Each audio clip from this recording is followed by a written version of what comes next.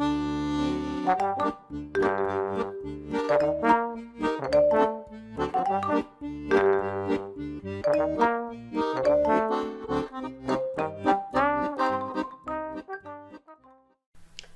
alaikum, chers élèves de la deuxième année bac sciences de gestion comptable. Vous êtes sur Orga Facile et vous écoutez Madame Raja Lihyaoui. Ravie de vous retrouver et merci de me recevoir chez vous. Alors on poursuit toujours notre travail sur la nouvelle série qui concerne les questions les plus fréquentes de votre examen national et on enchaîne sur une troisième question qui se rapporte à l'organisation de l'approvisionnement. Alors dans cette question, on va vous demander tout simplement de préciser les modes de production de l'entreprise selon les contraintes commerciales.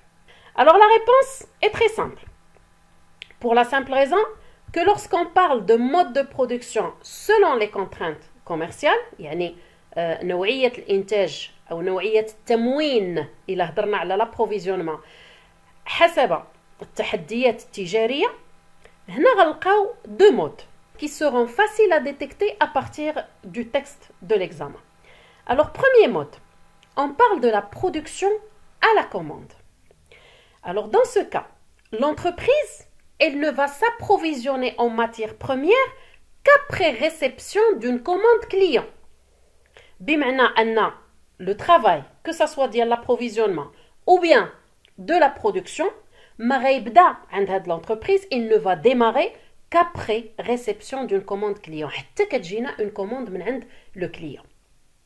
C'est à ce moment-là que bien sûr l'entreprise va déclencher tout le processus bien sûr d'approvisionnement et de production pour qu'enfin livrer la marchandise au client.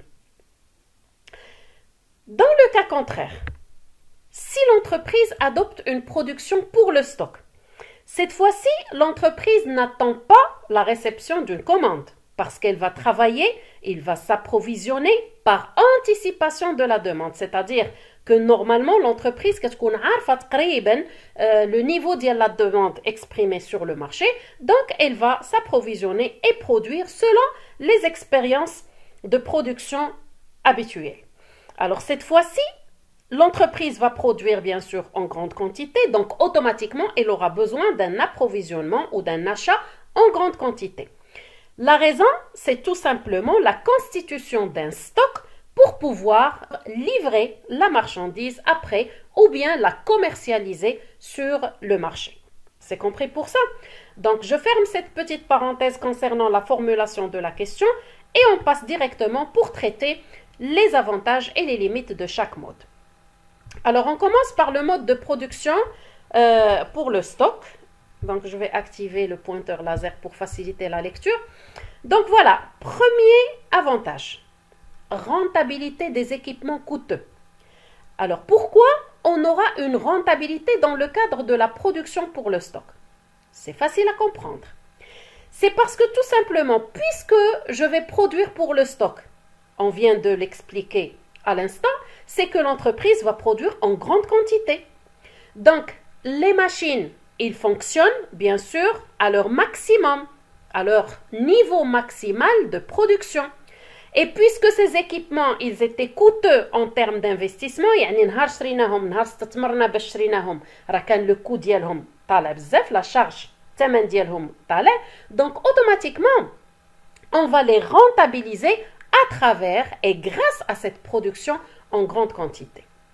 Deuxième avantage, une satisfaction immédiate des clients. Et ça se comprend, c'est toujours parce qu'on a un stock de marchandises que si jamais je vais recevoir une commande, même si c'est une commande urgente, je vais pouvoir livrer la marchandise immédiatement parce que j'ai de la marchandise en stock. السلعة اللي غيقدروا يطلبوا لينا راها موجودة عندنا في les dépôts de stock.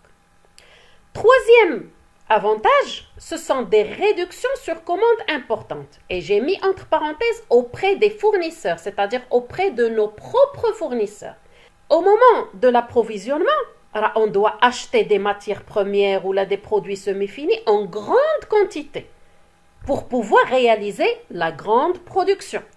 Et logiquement, lorsqu'on va acheter en grande quantité, on va bénéficier tout simplement de réduction de la part de nos fournisseurs, chose qui va nous permettre de baisser la charge d'approvisionnement. D'accord? Donc, c'est une possibilité pour l'entreprise de réduire ses coûts. Bien, donc ceci dit, on vient d'évoquer les avantages. Alors maintenant, si on passe au côté limite, première limite, c'est d'abord le coût de stock élevé.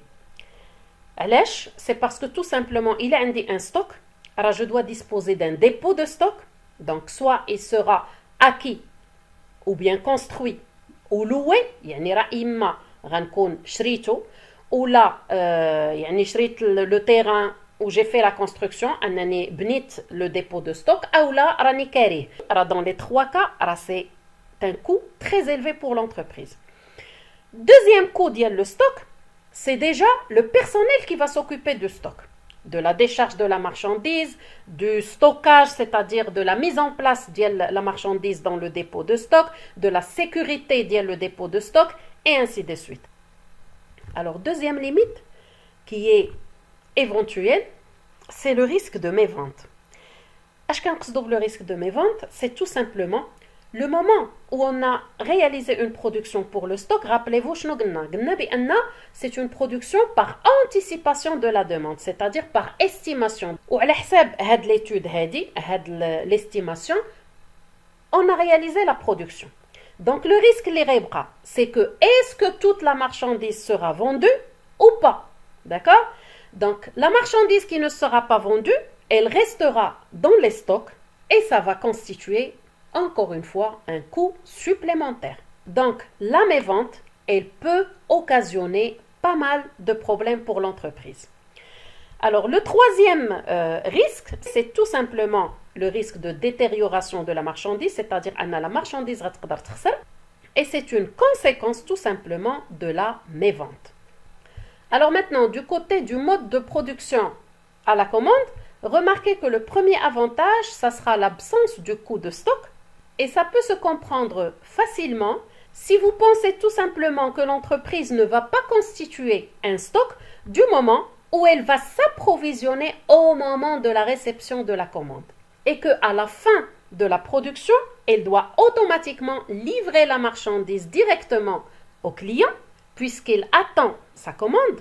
Dans ce cas, l'entreprise n'aura ni le stock de matières premières, ni le stock de produits finis. J'espère que l'idée est claire. Deuxième avantage, c'est une satisfaction parfaite du client. Et cette fois-ci, c'est parce que l'entreprise va produire exactement ce que le client a commandé. Ce n'est pas une production standard, une production pour la grande consommation, mais c'est une production personnalisée puisqu'on a reçu une commande client qu'on doit respecter à la lettre. Et troisième avantage, c'est le contraire du risque de mévente, le mode de production pour le stock. Cette fois-ci, et toujours parce qu'il y a une commande client et parce qu'il y a un client qui attend, on a une certitude de vente.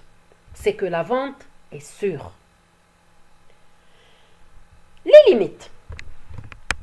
Première limite, c'est que dans le cas de la production à la commande, ça va nécessiter une main-d'œuvre polyvalente.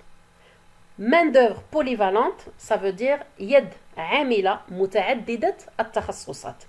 Pour la simple raison que l'entreprise doit s'attendre à des commandes variées, c'est-à-dire que chaque client va commander des marchandises ou bien des produits X. Ce qui veut dire que l'entreprise doit faire preuve de flexibilité et d'adaptation à la diversité des commandes reçues. Deuxième limite, c'est le risque de retard de livraison.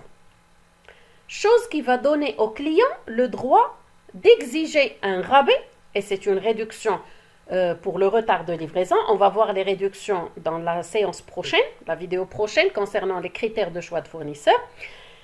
Donc, dernière limite, ça concerne le personnel cette fois-ci de l'entreprise. Et on vient de comprendre que l'entreprise doit respecter les délais exigés par le client, chose qui va créer une certaine pression sur notre personnel. Il y a